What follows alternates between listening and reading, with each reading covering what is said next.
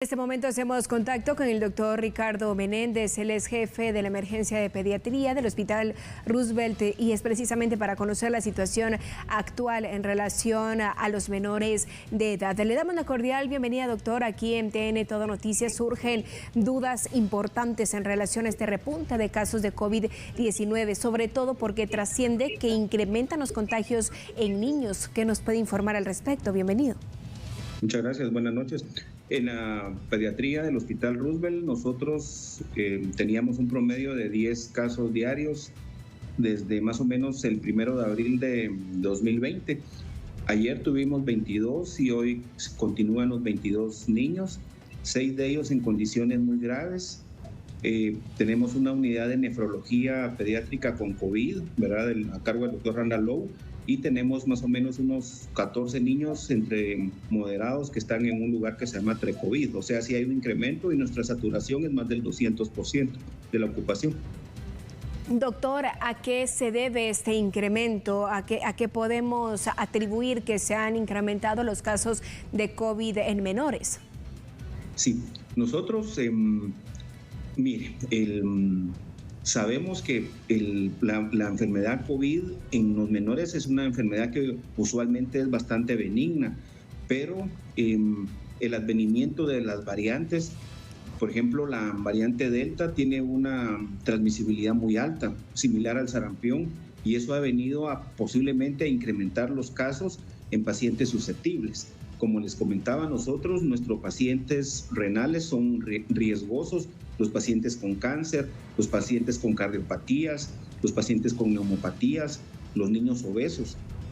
De hecho, hoy tenemos un niño de 6 años que pesa más de 100 libras y nos hizo un síndrome inflamatorio severo, tuvimos que ventilarlo hace un rato, ¿verdad? Entonces, sí estamos viendo con preocupación que el niño susceptible se nos está complicando, ¿verdad?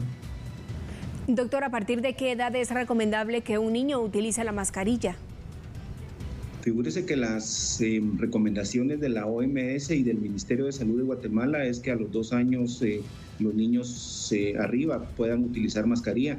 En menores se han suscitado casos de asfixia, ¿verdad? Entonces sí se recomienda el uso de la mascarilla arriba de los 2 años y que los papás estén vigilantes de la situación de que la mascarilla no quede tan apretada, ¿verdad? Doctor, recomendaciones para los padres de familia, ¿qué medidas deben tomar y qué síntomas deben alertar a un padre o a una madre sobre COVID-19 en un menor de edad? Sí, ahorita nosotros tenemos un arca de Noé que es en el sentido de que es una salvación la vacuna. Yo creo que ya no deben existir pensamientos yo no me vacuno, eso es una actitud irresponsable ante la sociedad y ante uno mismo, porque la gente que no se vacuna y puede hacerlo está en un riesgo de muerte. Entonces, punto 1, la vacunación masiva. Punto 2, las medidas que estamos llevando de la mascarilla, el distanciamiento, el uso del gel, ¿verdad? Por ejemplo, ahora sabemos que la tasa de transmisibilidad del virus es demasiado alta. Entonces, los padres deben estar atentos a que si hubiera un brote familiar de COVID, por ejemplo, la Delta, la transmisión similar sarampión es arriba del 90%, ¿verdad? Entonces, si el niño tiene fiebre, si tiene diarrea, dolor abdominal. De hecho, aquí han venido niños que parecen apendicitis y cuando los examinamos, muchos tienen apendicitis y otros tienen inflamación abdominal severa, ¿verdad? Dolor de garganta, dolor de cabeza intenso y algunos hacen procesos neumónicos que es más prevalente en adultos, ¿verdad? Siempre con atención a los pacientes con los ojos rojos, con descamación de las manos, ¿verdad? Fiebre y ganglios que pueden tener el síndrome de Kawasaki o los síndromes inflamatorios sistémicos, ¿verdad?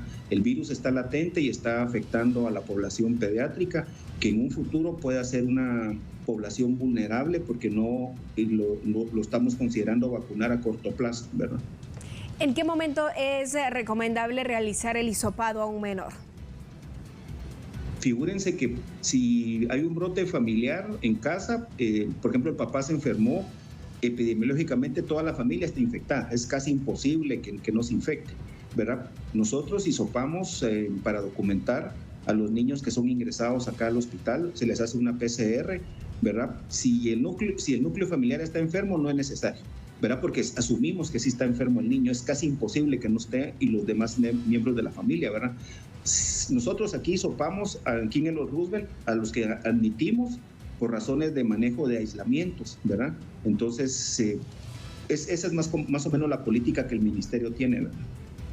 Doctora, para finalizar, con algunas recomendaciones que usted pueda proporcionar a los padres de familia y también a aquellos docentes en algunos centros educativos, ya se han retomado las clases y se está haciendo de manera híbrida. ¿Qué recomendaciones podría proporcionar usted siendo un experto? Muchas gracias. Nosotros estamos mapeando mucho la experiencia de Israel, que abrieron ellos ayer sus clases presenciales.